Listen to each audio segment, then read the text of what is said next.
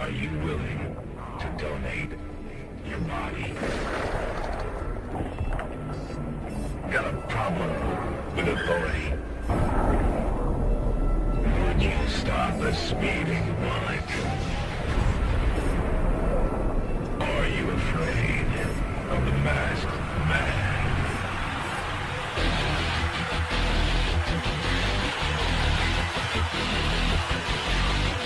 Come on!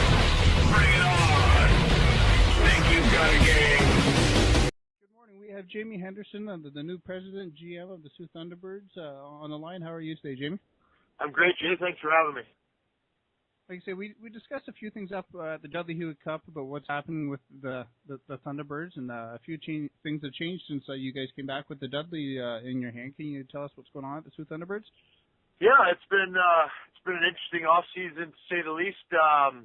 We've had a great board of directors the last for a long time actually, and I think with any business, it's after a while it's time for a change, and so Mr. Giomi and myself discussed the opportunity of me taking over as president, and it's something that came to pass I guess last week now, and we both want the same thing. We want the team to do well here in town, and for the city to have an opportunity, for a kid, to have an opportunity in the city to play junior A hockey. So, when we discussed the possibility, I was more than excited to take over the role. So that's the one big thing with junior hockey all the time is rumors. But like you say, now you saying that the Thunderbirds are hitting the ice in 2015 in the fall and not going anywhere, right? Absolutely. No, we're committed to being here. We're definitely seeking the community support and with some financial investments, and we're going to be looking for advertising and things that we always need to do, but maybe more on kind of a larger scale now. But no, we've had some great player commitments, and we're just working out some details on where we're going to play our games this year. But no, we're committed 100% to being Sioux Thunderbirds here come September. Now that's the big question is you play at the John Rhodes, people are sitting on wood bleachers. You're playing at the SR. It's a beautiful facility, but 5,000 people when you're pulling in 300 to 500 people per game, and then you have the rink, and that's great for junior hockey. Where would you like to play? Well, you mentioned the other facilities, and we've had some great times in the other rinks. I think it's time for us to find a true home.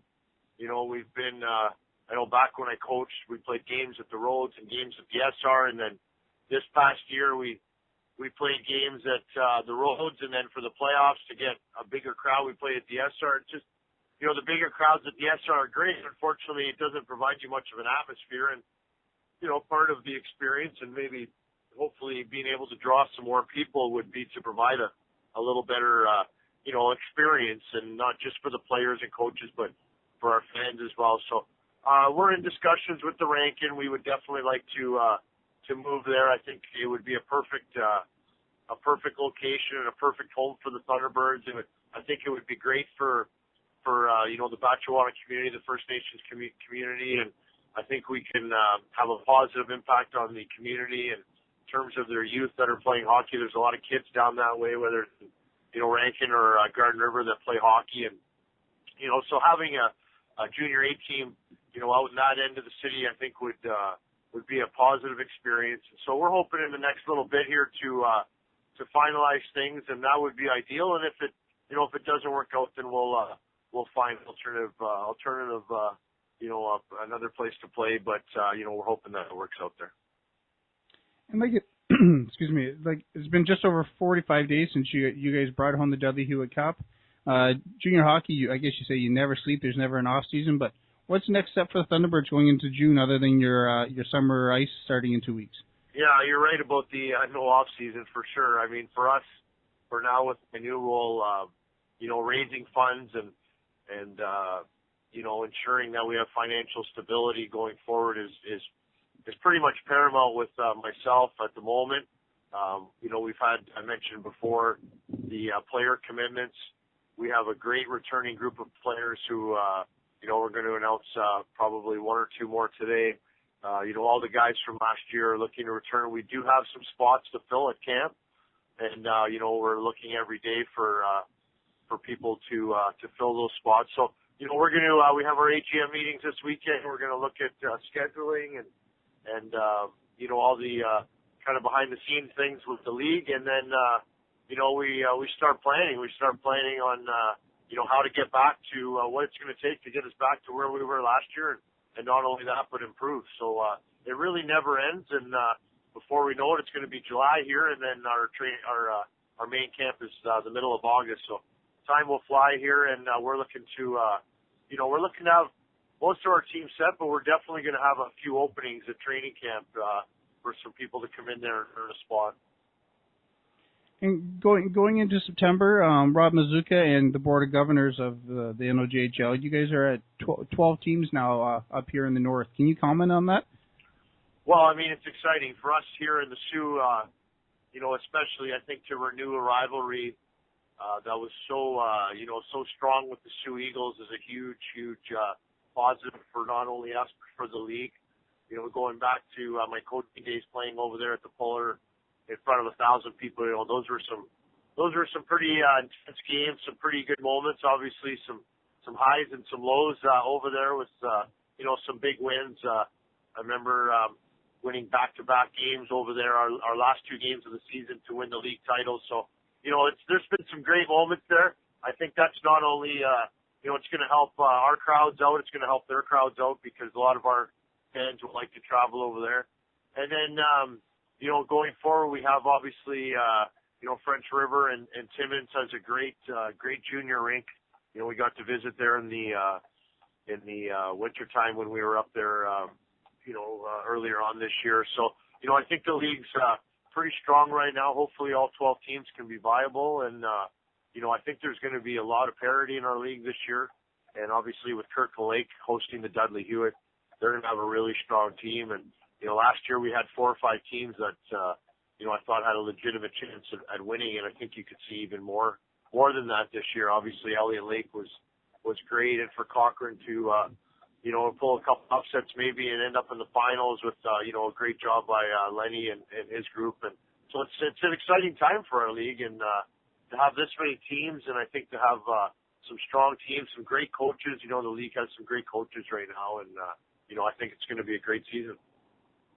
And even having the Eagles back in the league, it's going to help at the door and fans coming in, so it helps the bottom line for the Thunderbirds too, right? Yeah, I mean that's huge, obviously. But one of the biggest things too is what we're trying to do is we're trying to promote our players, and we're trying to have our players move on to higher levels, and for them to achieve that, it's we have to play strong teams. We have to have good quality games for coaches and scouts to come and watch. And, there's that rivalry, the games are so intense in that. And you really find out about